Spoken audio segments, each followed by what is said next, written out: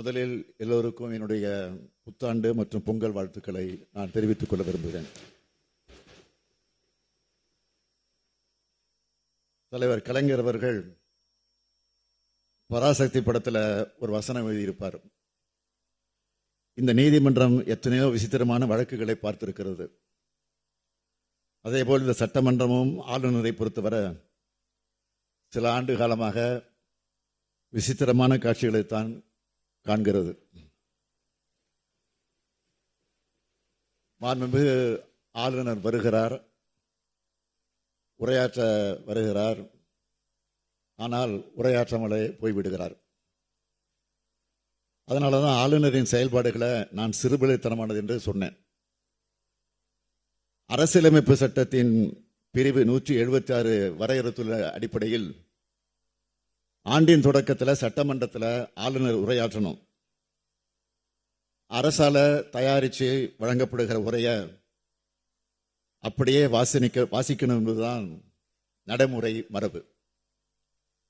ஆனால் திட்டமிட்டு விதிமீறல் செய்வதில் தான் ஆளுநர் குறியாக இருக்கிறார். 2021ஆம் ஆண்டு இப்போது இருக்கும் ஆளுநர் புதிய ஆளுநராக நியமிக்கப்பட்டார். 2022ஆம் ஆண்டு இதே ஆளுநர் தன்னுடைய முதல் உரையை முழுமையாக வாசித்தார், எதையும் மாற்றல. ஆனால் இந்த 3 ஆண்டு காலமாக என்னென்ன அபத்தமான காரணங்களை எல்லாம் சொல்லி படிக்கிறத தவிர்த்தார்னு அவையில் இருக்கக்கூடிய எல்லோருக்கும் நன்றாக தெரியும். பேரவை தொடங்கும் போது தமிழ்த்தாய் வாழ்த்து பாடுறதும், அவை நடவடிக்கைகள் முடியும் போது நாட்டுப்பண் ஒழிக்கிறதும் தான் காலங்காலமாக பின்பற்றக்கூடிய மரபு. இந்த விளக்கத்தை சொன்ன பிறகும் அவர் உரையாற்ற மறுக்கிறார், தவிர்க்கிறார். தமிழ்நாடு வளர்ந்து வர்றத அவரால் ஜீரணிக்க முடியலைங்கிறது தான் நான் நினைக்கிறேன். இன்றைக்கு முதலமைச்சராக இருக்கிறன்னா சாதாரணமானவர் இருக்கலாம். ஆனால் இந்த சட்டமன்றம் 100 ஆண்டு வரலாறு கொண்ட சட்டமன்றம். கோடிக்கணக்கான மக்களின் உணர்வுகளால் உருவான சட்டமன்றம். இந்த சட்டமன்றத்தின் மாண்பையும் மதிக்காமல், மக்களது எண்ணங்களுக்கு மதிப்பு தராமல் தமிழ்த்தாய் வாழ்த்தை அவமானப்படுத்த துணிந்ததன் மூலமா தான் வகிக்கிற பதவிக்கும் பொறுப்புக்கும் இழுக்கு ஏற்படுகிற காரியத்தை அரசியல் உள்நோக்கத்தோட ஆளுநர் செய்கிறது இந்த மன்றம் இதுவரை காணாதது, இனியும் காணக்கூடாது. அவர் அரசியல் ரீதியா எங்களை புறக்கணிக்கிறத நாங்கள் பெருசா எடுத்துக்கிறது இல்லை. ஏன்னா திராவிட இயக்கம் என்பதை புறக்கணிப்புகள், அவமானங்கள், ஒடுக்குதல்கள் ஆகியவற்றுக்கு எதிரான உதயமானதுதான். இந்த இயக்கத்துக்கு மேல் கடைபிடிக்கப்பட்ட தீண்டாமைகளையும் மீறித்தான் 100 ஆண்டு கண்டிருக்கிறோம். ஒரு சமூக சீர்திருத்த இயக்கம் அரசியல் கட்சியாக மாறி 6வது முறை ஆட்சியை கைப்பற்றின வரலாறு திராவிட முன்னேற்ற கழகத்துக்கு தான் உண்டு. நிச்சயமா சொல்றேன், 7வது முறையும் ஆட்சி அமைத்து ஏற்றம் காணும் அரசா திராவிட முன்னேற்ற கழக அரசு தான் அமையப் போகுது.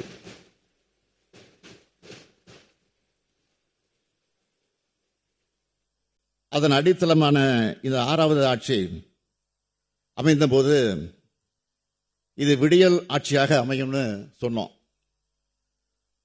மக்களால் புறக்கணிக்கப்பட்டு இருட்டில் கிடக்கும் எதிர்க்கட்சிகள் விடியல் எங்கன்னு கேட்கிறாங்க. விடியல் தரப்புறதா சொன்னது மக்களுக்கு தானே தவிர மக்களுக்கு எதிரானவங்களுக்கு அல்ல.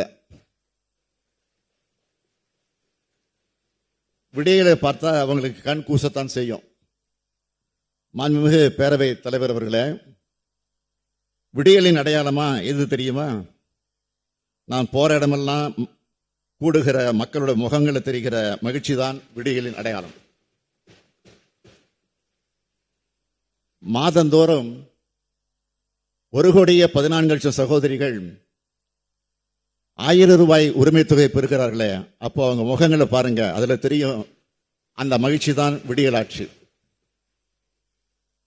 தாய் வீட்டு சீர் மாதிரி எங்க அண்ணன் ஸ்டாலின் தர்ற மாதாந்திர சீர்னு என்னரும் தமிழ் சகோதரிகள் மணமகிழ சொல்றாங்களே, அதுதான் விடியலின் ஆட்சி.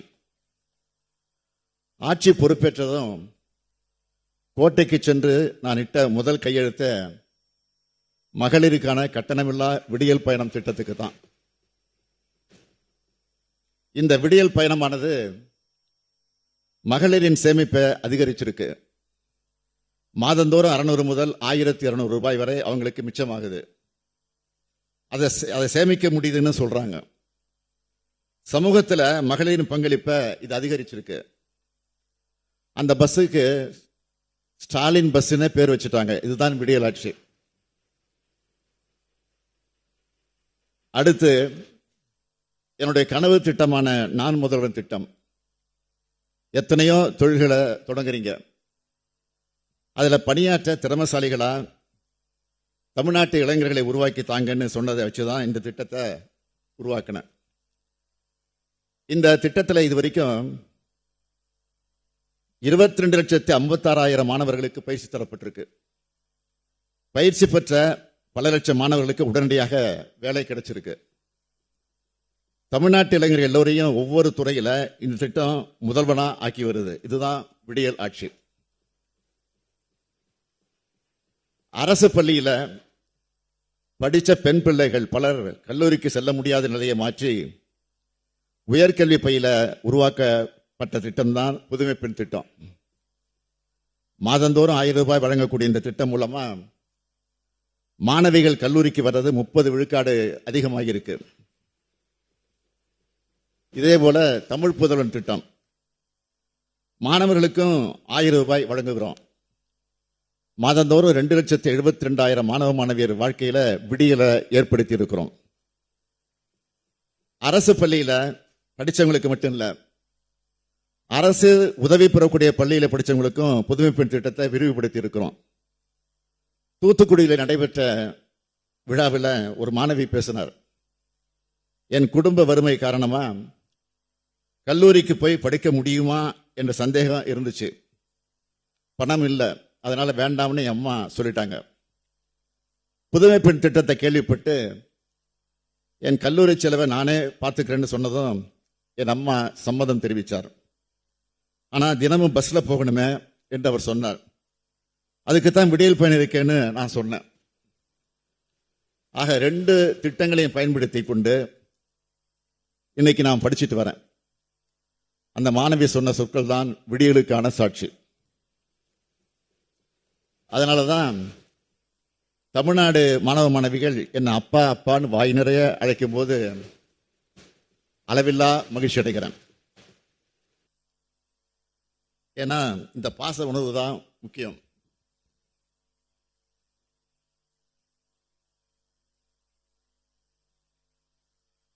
ஊட்டச்சத்தை உறுதி செய்யணும் ஒரு திட்டத்தை தொடங்கியிருக்கோம்.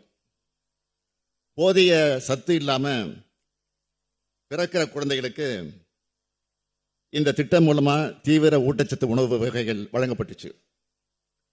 அதுல தீவிர ஊட்டச்சத்து குறைபாடு உள்ளவங்களா கண்டறியப்பட்டு குழந்தைகளை 77.3 விழுக்காடு குழந்தைகள் இயல்பு நிலைக்கு திரும்பி இருக்காங்க.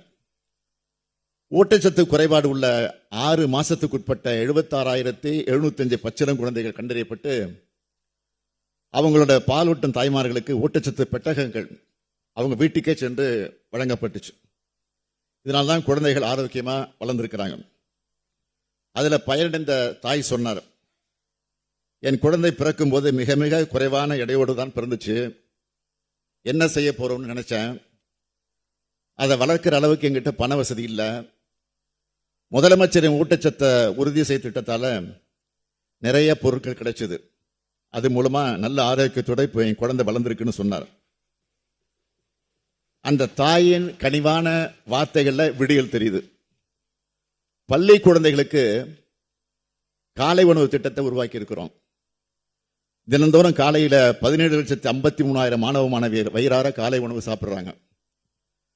அந்த திட்டத்தை தொடங்கும் போது காலை உணவு சாப்பிட்ட பிள்ளைங்க முகங்கள்ல வெளிப்பட்ட மகிழ்ச்சியை பார்க்கும்போது எனக்கு ஏற்பட்ட மகிழ்ச்சிக்கு அளவே இல்லை.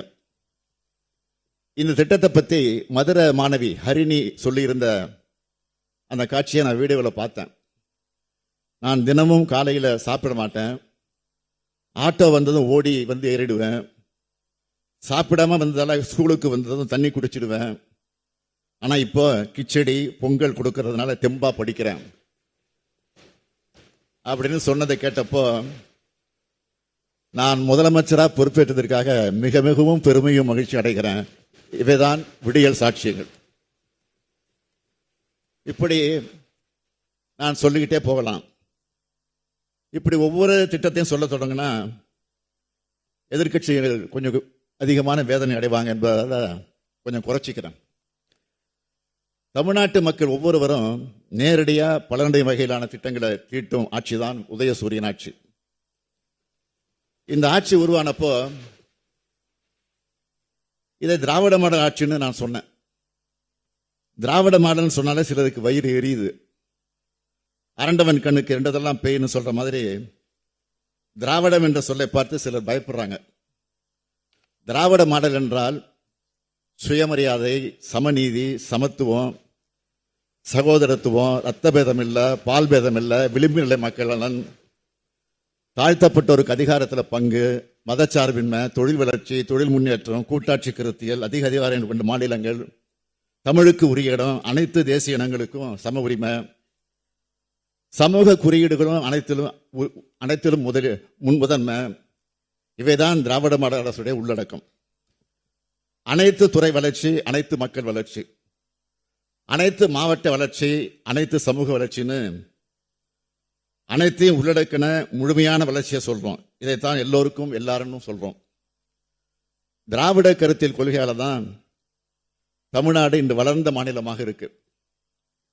தமிழ்நாடு இந்திய நாட்டினுடைய 2வது வளர்ந்த பொருளாதார மாநிலமாக இருக்கு. தேசிய மொத்த உள்நாட்டு உற்பத்தியில 5.4 விழுக்காடா இருந்த தமிழ்நாட்டின் பங்கு கடந்த 4 ஆண்டுகள்ல 9.21 விழுக்காடா உயர்ந்திருக்கு. பொருளாதார குறியீடுகள் அனைத்திலும் தமிழ்நாடு வளர்ச்சியை எட்டியிருக்கு. வறுமை குறியீடுகள்ல இந்தியாவின் சராசரி விழுக்காடு என்பது 14.96 இருக்கும்போது தமிழ்நாட்டின் சராசரி 2.2 விழுக்காடாக இருக்கு. பட்டினிச்சாவு இல்லாத மாநிலங்கள் பட்டியலில் தமிழ்நாடு இடம்பெற்றிருக்கு. இந்திய நாட்டின் மொத்த பெண் தொழில் பணியாளர்கள் 41 விழுக்காடு பெண்கள் தமிழ்நாட்டில் இருக்காங்க. கடந்த 3 ஆண்டுகளில் 10 லட்சம் கோடி ரூபாய்க்கு மேலான தனியார் முதலீட்டு திட்டங்கள் வருவது உறுதி செய்யப்பட்டிருக்கு. இந்தியாவிலேயே தொழில் நிறுவனங்கள் பெருகினதில் தமிழ்நாடு முதலிடம் பெற்றிருக்கு. டெல்லியில் இருக்க தேசிய கிடங்கு மேம்பாட்டு ஒழுங்குமுறை ஆணையத்தின் கீழ் அதிக எண்ணிக்கையிலான சேமிப்பு கிடங்குகளை பதிவு செஞ்சதுக்காக தமிழ்நாடு சேமிப்பு கிடங்கு நிறுவனத்துக்கு ஒன்றிய அரசு முதல் பரிசு வழங்கி பாராட்டியிருக்கு. இந்தியா முழுமைக்கான பணவீக்கம் அதிகமாகியிருக்கு. தமிழ்நாட்டுக்கு மட்டுமான பணவீக்கம் குறைஞ்சிருக்கு. இதுதான் திராவிட மாடலின் சாதனை. தொழில்கள் வளருது, புதிய தொழில்கள் நிறுவனங்கள் உருவாகுது. இதனால தொழிலாளருக்கு என்ன பயன்னு சிலர் கேட்கலாம். புதிய தொழில் நிறுவனங்கள் வருதுன்னா ஏதோ தனியார் முதலாளிகள் மட்டும் வளமடைகிறான்னு பொருள் இல்லை. அந்த நிறுவனங்கள் மூலமா மாநிலமும் வளருது, கிடைக்கும் வேலை வாய்ப்புகளின் மூலமா லட்சக்கணக்கான குடும்பங்களும் வளருது, வாழுது. இதை மனதில் கொள்ளணும்.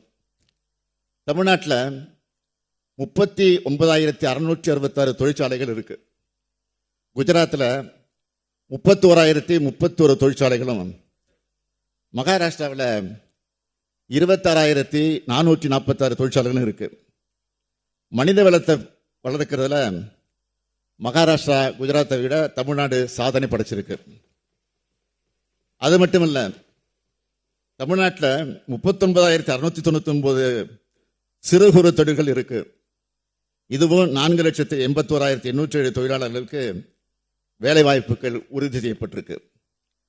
கோவிட் காலத்தில் வேலை வாய்ப்புகள் குறைஞ்சது, உங்க எல்லாருக்கும் தெரியும். அதை சீர்படுத்தி இருக்கிறோம். இந்திய ரிசர்வ் வங்கி வெளியிட்ட புள்ளி விவரங்களின்படி 8,42,720 மனித உழைப்பு நாட்களுடன் தொழிலாளர்களுக்கு அதிக வேலை வாய்ப்புகளை வழங்குவதில் இந்தியாவிலே தமிழ்நாடு முதலிடம் பெற்றிருக்கு. அடுத்து, போராட்டம் நடத்துகிற உரிமை இல்லைன்னு சில தவறான வாதங்களை வைக்கிறாங்க. உண்மையை சொல்லணும்னா, அளவுக்கு மீறிய ஜனநாயகவாதியா இருக்கீங்கன்னு என்ன சிலர் விமர்சிக்கிறாங்களே தவிர, நான் சர்வாதிகாரியாக சர்வாதிகாரம் இருப்பதாக யாரும் சொல்ல மாட்டாங்க. அது என்னுடைய இயல்பும் கூட. எதிர்க்கட்சிகள் மட்டும் இல்லை, கூட்டணி கட்சிகளும் போராட்டம் நடத்தலாம்னு சொல்றவன்னா போராட்டம் தவறு இல்லை.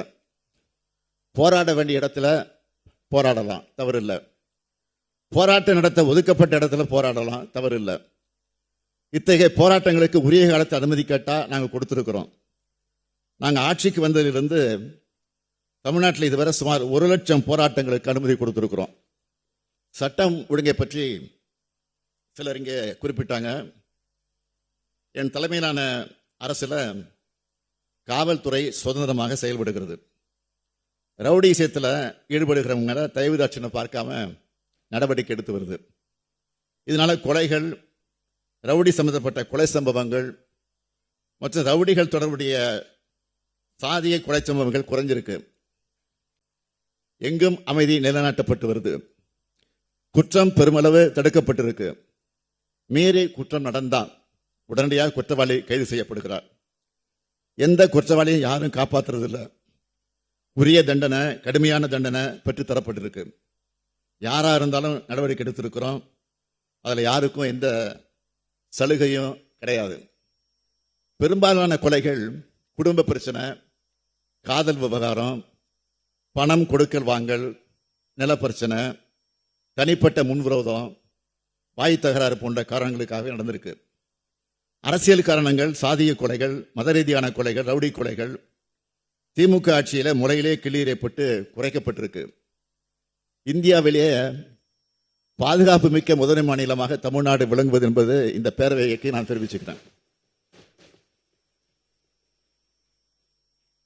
எதிர்க்கட்சி அதிமுக சார்பில் கருப்பு சட்டை அணிந்து வந்தப்போ எனக்கு கோபமெல்லாம் வரல, சிரிப்பு தான் வந்துச்சு.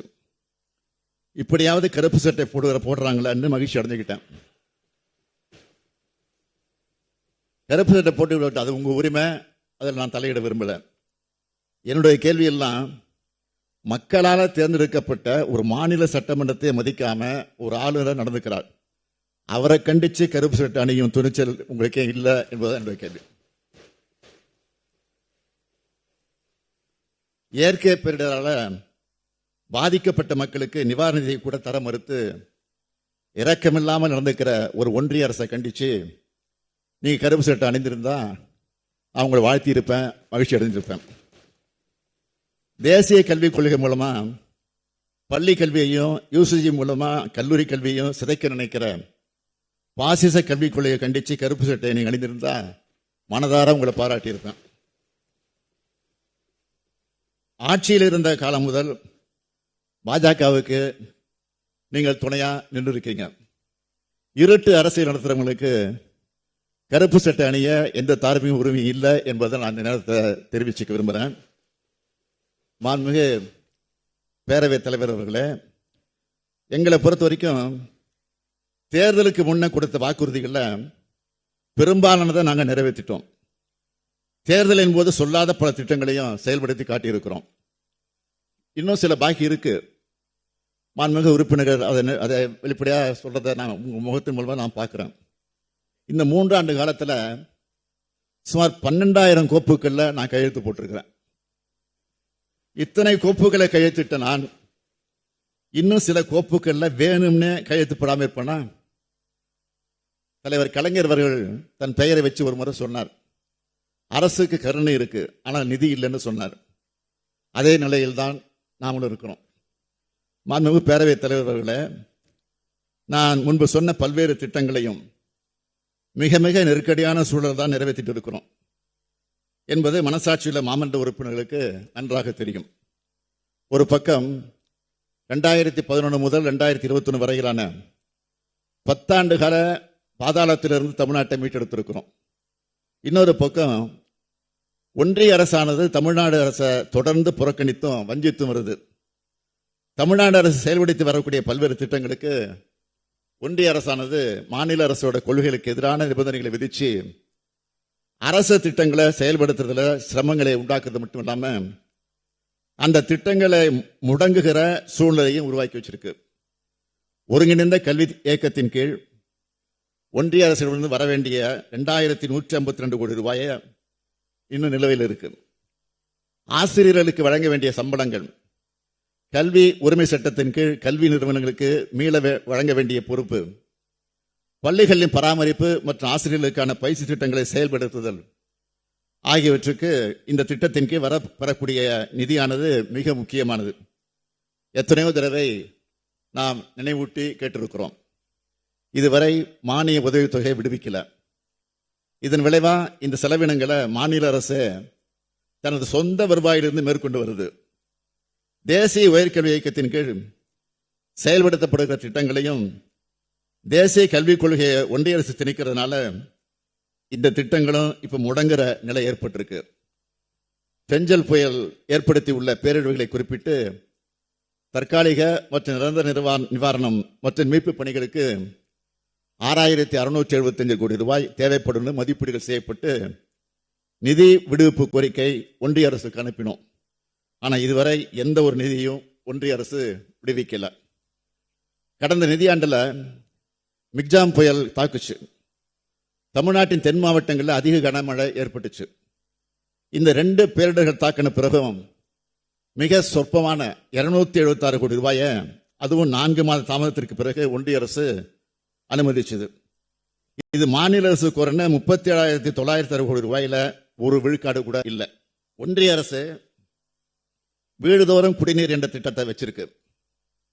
இந்த திட்டத்தின் கீழ் வழங்க வேண்டிய 4142 கோடி ரூபாயில 732 கோடி ரூபாயை மட்டும்தான் வழங்கியிருக்காங்க.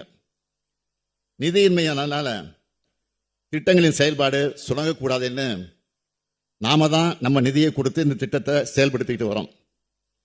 ஒன்றிய அரசின் திட்டமான பிரதமர் நகர்ப்புற வீட்டு வசதி திட்டத்தின் கீழ் வழங்கப்படுகிற மானிய தொகையானது 2016 ஆண்டு முதல் இன்று வரை 1.5 லட்சம் ரூபாயாக இருக்கு. இந்த திட்டத்தை செயல்படுத்தி வர தமிழ்நாடு அரசானது ஒரு வீட்டுக்கு 12 முதல் 14 லட்சம் ரூபாய் தன்னோட சொந்த நிதி மூலம் மானியமாக கொடுத்து ஏழ்மை நிலையில் இருக்கக்கூடிய மக்களின் சொந்த வீட்டுக்கான கனவை நிறைவேற்றியிருக்கு. ஒன்றிய அரசின் இந்த திட்டத்திற்கு வழங்கப்படுகிற மானிய தொகையானது வீடு ஒன்றுக்கு 72,000 ரூபாயா 8 ஆண்டுகளுக்கு மேலா இருந்து வருது. ஆனால் தமிழ்நாடு அரசு ஒரு வீட்டுக்கு 1,72,000 ரூபாயை மானியமா வழங்கி வருது. ஆனா பேரு அவங்களோடது. இதுவே நம்ம அரசு செயல்படுத்தி வர கலைஞர் கனவு இல்ல திட்டத்தின் கீழ் மாநில அரசின் மானியம் 3,53,000 ரூபாய். ஒன்றிய அரசு தன்னுடைய திட்டத்துக்கு வழங்குற மானியத்தை ஒப்பிட்டா இது 5 மடங்கு அதிகம். ஒன்றிய அரசு தன்னுடைய திட்டங்களுக்கு தேவைப்படுகிற நிதியை தமிழ்நாடு அரசு மேல திணிக்கிறதுனால மாநில அரசோட முன்னுரிமை திட்டங்களுக்கு போதிய நிதியளிப்பு இல்லாமலே போகுது. இப்ப நான் சொன்னதிலிருந்த தமிழ்நாட்டினுடைய நிதிநிலையை நீங்க புரிஞ்சுக்கலாம். இத்தனைக்கும் இடையில தான் எல்லாத்தையும் சமாளிச்சு மக்கள் நல திட்டங்களை தீட்டி நிறைவேற்றிட்டு வரோம். மாண்புமிகு எதிர்க்கட்சி தலைவர் அவர்கள் நேற்று பேசும்போது கடந்த 5 ஆண்டுகளில் தமிழ்நாடு அரசின் வருவாய் உயர்ந்திருந்தாலும் அரசின் கடன் சுமை பெருமளவு உயர்ந்திருப்பதாக தெரிவித்தார். மேலும் தமிழ்நாடு அரசால் மேற்கொள்ளப்படும் செலவுகளை வெட்டி செலவுகள் என்று குறிப்பிட்டார். அவர் குறிப்பிட்ட கடன் பிரச்சனை குறித்து நேற்றைக்கு நம்முடைய மாண்புமிகு நிதியமைச்சர் அவர்கள் ஏற்கனவே விரிவாக பதில் சொல்லியிருக்கிறார். ஒவ்வொரு மாநில அரசும் வாங்க தகுதியான கடன் அளவு அதன் பொருளாதார உற்பத்தி மதிப்பில் ஒரு குறிப்பிட்ட சதவீதமாக வரையறுக்கப்பட்டிருக்கு. அந்த வரம்புக்கு உட்பட்டுத்தான் தமிழ்நாடு அரசு கடன் வாங்கியிருக்கு நம்ம தெளிவா நேற்றைக்கு எடுத்து சொன்னார். எனவே இந்த கடன் பிரச்சனை பற்றி நான் மேலும் அதிகம் விளக்க தேவையில்லைன்னு நினைக்கிறேன். இந்த திராவிட மாடல் அரசு மேற்கொண்ட செலவுகளை பொறுத்த வரைக்கும் தமிழ்நாட்டு வரலாற்றில் முன் எப்போதும் இல்லாத அளவுக்கு கடந்த 3 ஆண்டுகளில் பல மக்கள் நல திட்டங்களை தீட்டி செயல்படுத்திட்டு இருக்கிறோம். இது எல்லாமே தமிழ்நாட்டில் உள்ள கடைகோடி மக்களின் நலனுக்காகத்தான். விடியல் பயண திட்டம், கலைஞர் மகளிர் உரிமை திட்டம், புதுமை பெண் திட்டம், காலை உணவு திட்டம், தமிழ் புதல்வன் திட்டம் போன்ற இந்த திட்டங்களுக்கு மேற்கொள்ளப்படக்கூடிய செலவுகள் எல்லாம் வெட்டி செலவு என்றுதான் எதிர்க்கட்சி தலைவர் நினைக்கிறாரா என்றுதான் என்னுடைய கேள்வி. பெண்கள் மாணவ மாணவிகளோட சமூக பொருளாதார கல்வி முன்னேற்றத்துக்காக பண்ணுகிற செலவுகளை எதிர்கால தமிழ்நாட்டுக்கான முதலீடாக தான் நான் பார்க்கிறேன். இந்த திட்டங்களின் கீழ் பயன்பெறும் கோடான கோடி பயனாளிகள் கிட்ட உங்களுக்காக திராவிட மாடல் அரசு மேற்கொள்கிற செலவு வெட்டி செலவுன்னு சொல்ல எதிர்க்கட்சி தலைவர் தயாரா இருக்காரா? மாண்புமிகு பேரவைத் தலைவர் வாயிலாக நான் கேட்டுக்கொள்கிறேன். அடுத்து மீண்டும் மீண்டும் டங்ஸ்டன் பத்தி கிளப்பி மதுரை மக்களை குழப்ப பார்க்கறாங்க. கனிம வளங்கள் விஷயத்துல மாநில உரிமையை ஒன்றிய அரசு பறிக்கிற சட்டத்தை ஆதரிச்சு டங்ஸ்டன் சுரங்க இடத்துக்கு வழிவகுத்து துரோகம் செஞ்சது அதிமுக தான். ஆனா நாங்க இந்த சட்டத்தை நாடாளுமன்றத்தில் எதிர்த்தோம். சட்டமன்றத்திலையும் நீங்க பேசி முதலமைச்சர் பேசி முடிக்கட்டு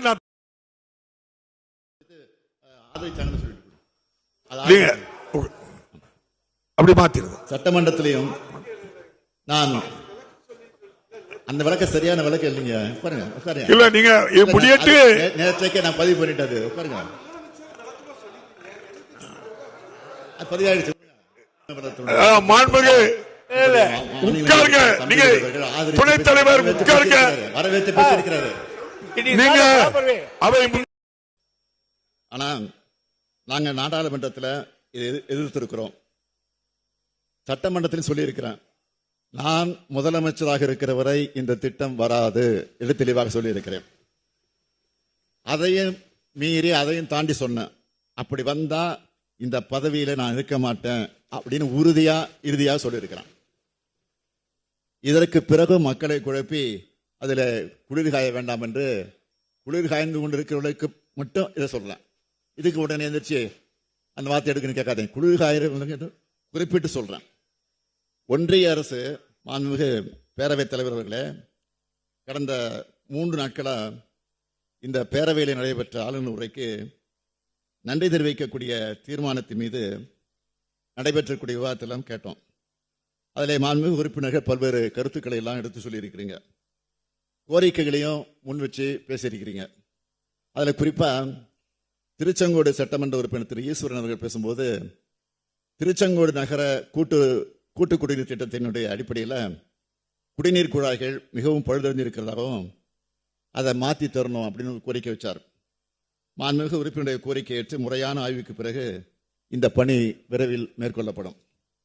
அதே போல குளச்சல் தொகுதி மாண்புமிகு உறுப்பினர் திரு பிரின்ஸ் அவர்கள் பேசும்போது அவர் தொகுதியில் திங்கள் நகரில் இருந்து செல்லக்கூடிய இரணியல் சாலையில் விபத்துக்கள் அதிகமாக ஏற்படுவதாகவும் அதை அகலப்படுத்தி தரணும்னு கோரிக்கை வச்சார்.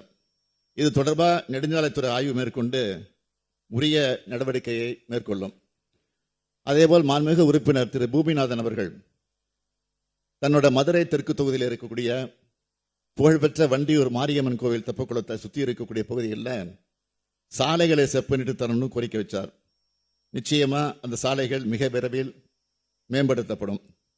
அடுத்து பண்ருட்டி தொகுதி உறுப்பினர் மாண்புமிகு திரு வேல்முருகன் அவர்கள் தன்னுடைய தொகுதியை சார்ந்த பல்வேறு கோரிக்கைகளை முன் வச்சு கொஞ்சம் வேகமா அழுத்தமா சத்தமா பேசினார். குறிப்பா புதிய தடுப்பணைகள் கட்டித்தரணும்னு குறிப்பிட்டார். திரு வேல்முருகன் அவர்களுடைய கோரிக்கை விரைவில் பரிசீலிக்கப்பட்டு பணிகள் மேற்கொள்ளப்படும்.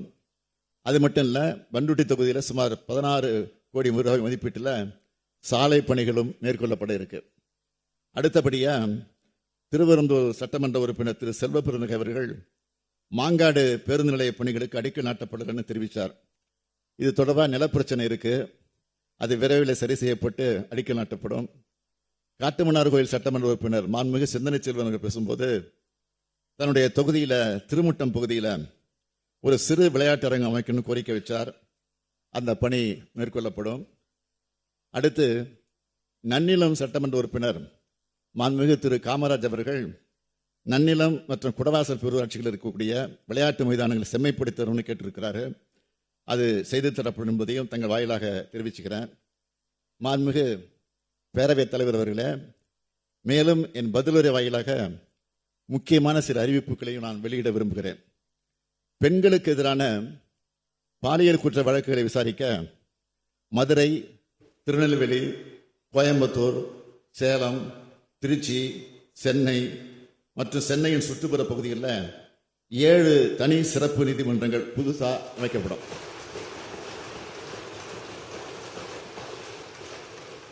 இத்தகைய குற்றங்கள் தொடர்பான வழக்குகளை விரைந்து முடிக்க மாவட்டந்தோறும் கூடுதல் காவல் கண்காணிப்பாளர் தலைமையில் சிறப்பு குழு அமைக்கப்படும். பாலியல் குற்றங்களில் தண்டனை பெற்று சிறையில் இருக்கிற கைதிகளுக்கு முன்விடுதலை கிடைக்காத வகையில் தமிழ்நாடு சிறைத்துறை விதிகள் திருத்தம் செய்யப்படும். இரண்டாவது அறிவிப்பு, மாநிலத்தின் நகர்ப்புற உள்ளாட்சி அமைப்புகளை ஒட்டி இருக்கக்கூடிய கிராமங்களும் மிக விரைவாக வளர்ச்சி அடைந்து வரக்கூடிய காரணத்தினால பல்வேறு மாநகராட்சிகள், நகராட்சிகள், பேரூராட்சி அமைப்புகளின் சாலைகள் விரிவாக்கம் செய்யப்பட உள்ளன. புதிய மாநகராட்சிகள், நகராட்சிகள் உதயமாகி இருக்கின்றன. இந்த நகரங்களில் வாழும் மக்களின் அடிப்படை தேவைகளை நிறைவு செய்யக்கூடிய வகையில் இந்த அரசு பல்வேறு முயற்சிகளை எடுத்து வருகிறது. அதன் ஒரு பகுதியாக தமிழ்நாட்டில் உள்ள சென்னை, மதுரை, கோவை உள்ளிட்ட பல்வேறு மாநகராட்சிகள் மற்றும் நகராட்சிகள் பேரூராட்சிகளின் புதிய சாலைகள் அமைத்திடவும், பழுதடைந்த சாலைகளை சீரமைத்து புதுப்பித்திடவும், குடிநீர் மற்றும் பாதாள சாக்கடைகளால் சேதப்படுத்தப்பட்டுள்ள சாலைகளை சீரமைத்திடவும் வரும் ஆண்டுகளில் 3750 கோடி ரூபாய் மதிப்பீட்டில் நகர்ப்புற சாலை பணிகள் மேற்கொள்ளப்படும் என்பதை மகிழ்ச்சியோடு இந்த மாமன்றத்திற்கு அறிவிக்கிறேன். மூன்றாவது அறிவிப்பு, பல்வேறு கோரிக்கைகளை ஏற்று மக்களுக்கான போக்குவரத்து வசதியை மேம்படுத்த வரும் ஆண்டில் 3000 புதிய பேருந்துகள் கொள்முதல் செய்யப்பட்டு பயன்பாட்டுக்கு விரைந்து கொண்டு வரப்படும். நான்காவது அறிவிப்பு, இந்த அரசு பதவியேற்ற பின் ஏழை எளிய பட்டியலின மக்களுக்கு 2,67,637 மனைகள் வரன்முறைப்படுத்தி பட்டா வழங்கப்பட்டிருக்கு. அடுத்த 2 ஆண்டுகளில் அவர்களின் தேவைகளை பூர்த்தி செய்யக்கூடிய விதமாக கையகப்படுத்தப்பட்ட நிலத்தினை சீர் செய்தும், புதிதாக நிலங்களை கையகப்படுத்தியும் 1,00,000 வீட்டுமனை பட்டாக்கள் அவர்களுக்கு வழங்கப்படும்.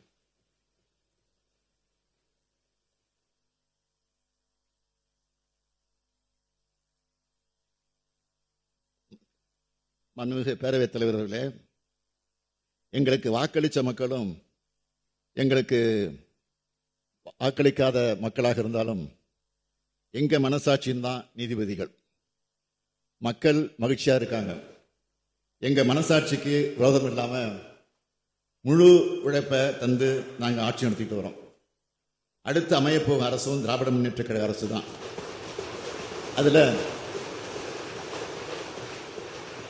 அதுல எங்களுக்கு இம்மி அளவும் சந்தேகம் இல்லை, தமிழ்நாட்டு மக்களுக்கும் சந்தேகம் இல்லை. முத்துவேல் கருணாநிதி ஸ்டாலின் என்னும் நான்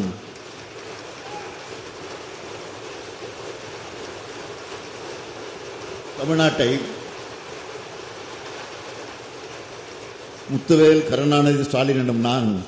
தமிழ்நாட்டை மேம்படுத்தும் தொண்டை மேல் போட்டுக்கொண்டு அதே பணியாக இருப்பவன். இதை தவிர எனக்கு வேறு பணிகள் இல்லை. என்னுடைய சிந்தனையும் செயலும் தமிழ்நாடு தான். தமிழையும் தமிழர்களையும் தமிழ்நாட்டையும் சுத்தி வருது. நான் பிறந்தப்போ ஸ்டாலின் பேசிவிட்டன தலைவர் கலைஞர், வளர்ந்தப்போ உழைப்புன்னு பேசிவிட்டனர்.